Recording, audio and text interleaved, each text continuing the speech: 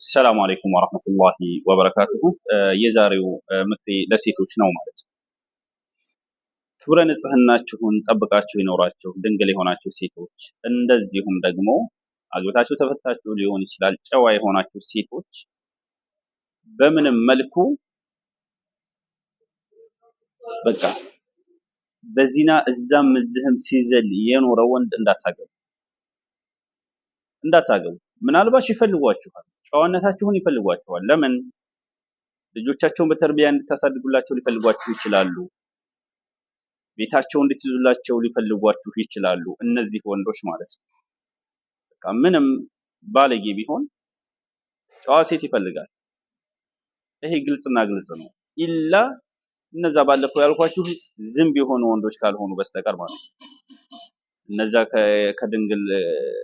ድንግል ለምን ሆነሽ መጣሽ ፈላጊ የለሽም እነዛ ማለት እነዛ አንዳንድ ናቸው። እንደዛ አይነት ዝምብ የሆኑ ወንዶች አንዳንድ ናቸው። ከዛ ውጭ ያሉ ግን ባለጌ እንኳን ቢሆኑ ማለት ነው በቃ እዛም እዚህም ሲዘሉ ሲዝረከረኩ የኖሩ ቢሆኑ ጨዋ ሴት ይፈልጋሉ። ትክክለኛ ተውበት አድርገው ከሆነ አግቧቸው። እኔን አግብተው ለገና ይተውብታል ከሆነ ተሳስተሻል፣ ወላሂ ተሳስተሻል፣ ዋጋ ትከፍያለሽ። ምክንያቱም እሱ ብዙ የለመደው ነገር አለ።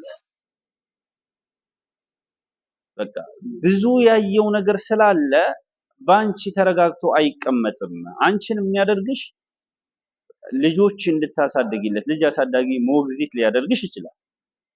طيب ከዛ ውጭ ግን ባንቺ ከሐራም ርቆ አንቺ ጋር ጥቅልል ብሎ ሊቀመጥ አይችልም። እንደዛ አይነት ወንድ ምናልባት አላህ ተውበት ወፍቆት ከሆነ ሊሆን ይችላል። አንቺን ከማግባቱ በፊት ትክክለኛው ተውበት ካደረገ መልካም። ከዛ ውጭ ግን እኔ ቀይረዋለሁኝ እኔ ሲያገኝ እንትን ይላል ምን ራሳችሁን እንዳትሸውዱ።